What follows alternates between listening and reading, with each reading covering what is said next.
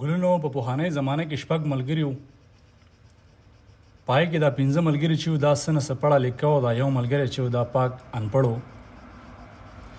د وخت تېرېدو سره سره په دغه ملګرو کې یو ملګري په سکول کې فسټ ډیویژن واغست چې د هغه نه په مستقبل کې ډاکټر جوړ شو.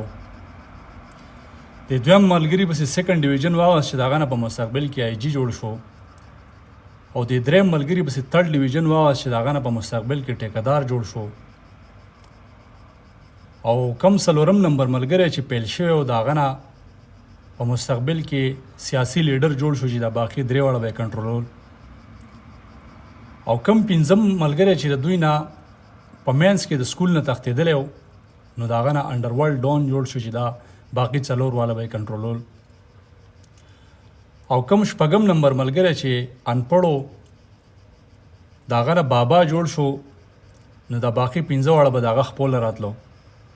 نو د خبرې مطلب مې دا دی چې په مستقبل کې د کامیابۍ لپاره عقل، فکر، سکول، تعلیم دا ضروري نه دی.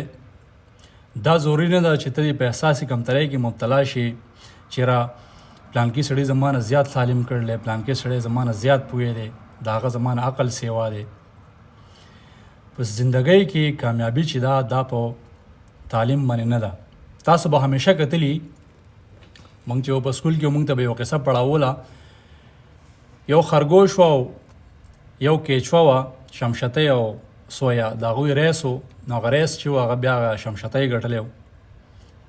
او ځکه چې خرګوش چې به دا په لارې وده کې دا قابل سړی چې دی د په مایند کې په یو ورځ کې 20 چیزونه چلیږي، دی اکثر فوکس نشي کولی. د کم سړي چې رفتار سلوي، کم سړی چې انپړي، هغه چې یو پیره په یو ځای باندې غری کیدي هغه بیا یخی. او همیشه زیات پړه لیکه، زیات تعلیم یافته سړی، زیات هوښیار سړی چې دی سوچونه زیات کوي، دی زر فیصله نشي اخیستی، دی د فیصلې پازیټیو او نیګیټیو دواړه روحونه چې دي دی دا ډېر په غور سره ګوري او اکثر بیا د نه فیصله نه کیږي او دی بیا اکثر په زندګۍ کې ناکامه پاتې شي. تاسو به همیشه کتلی می چې په زندګۍ کې زیات تر انپړه خلک چې دی، زیات تر کم تعلیم یافته خلک چې دی، دا په زندګۍ کې زیات تر کامیابي. نو د دې شپږو ملګرو دا مثال مې د دې لپاره ستاسو په مخ کې پیش کړو چې یاره ته نن په زندګۍ کې ناکام وی نو ته د دې یارې ناکام وی چې یاره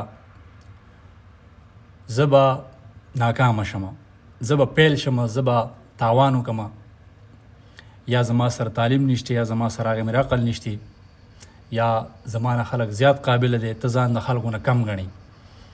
ته الله تعالی یو ډېر ښکلی کریشن یې. الله تعالی په پورا دنیا کې اشرف المخلوقات پیدا کړی. د الله تعالی په پورا دنیا کې د ټول نه بهترین کریشن یې. تعالی الله تعالی عقل درکړلی، دماغ تل درکړلی. دا ستا په سوچ باندې انحصار کوي چې ته د ځان په باره کې سوچ سکای.